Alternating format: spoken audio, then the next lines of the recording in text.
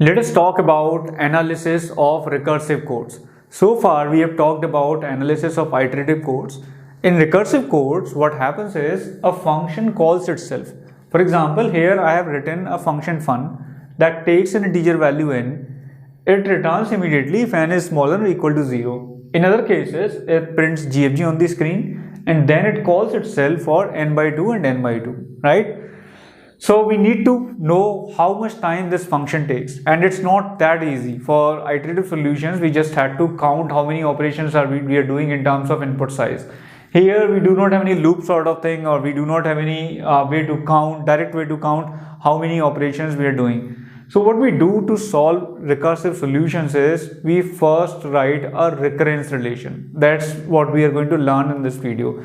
So first we will learn how to write the recurrence relation in this video, and in the next video we will discuss how do we solve the recurrence relations. So how do we write recurrence relation for this? What we do is we assume that this function takes tn time for input value n, right? And then this function is making two recursive calls. So it's going to take tn by 2, right, plus tn by 2 by these two recursive calls. If it takes n time for input size n, then it's going to take tn by 2 here. Now, apart from these two calls, it's also doing something more, and all that work it is doing, it's constant amount of work. It's not doing any loop, it's not making any function call, right? So it's constant amount of work. So we can say theta 1, right? So this relation is true when n is greater than 0, right?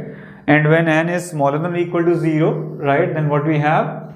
We have tn equal to theta 1. It's a constant amount of work, because if that is the case, then we just return, right?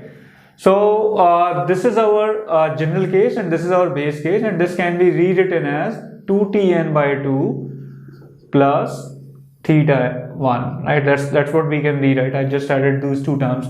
And if n is to be considered as a positive value, then you can simply write that it's going to reach ultimately the value 0, and t0 is theta 1, right? That's our corner case or base case to solve the problem when n is greater than 0.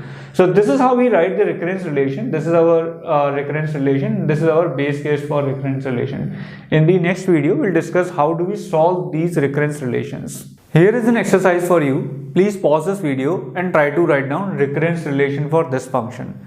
So in this function, what is happening? Say if this function takes tn time, then we are doing tn by 2 work here, right? And all this is true when n is greater than 0, plus tn by 3 work here in the next call, and then we are doing this theta n work, right? So the recurrence relation is this when n is greater than 0. And when n becomes 0, or when n is smaller than or equal to 0, how much work we are doing? We are doing constant amount of work. So we can write t0 is theta 1, right?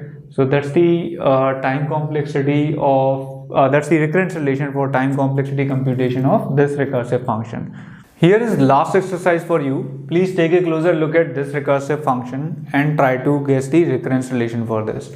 And it's super easy. If this function takes tn time, then it's going to take tn minus 1 the recursive call, then it's going to take theta 1 work for all this condition check and printing, right?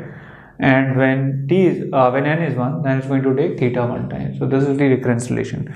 So here we have learned how do we write recurrence relations. In the next video, we'll discuss how do we solve these recurrences.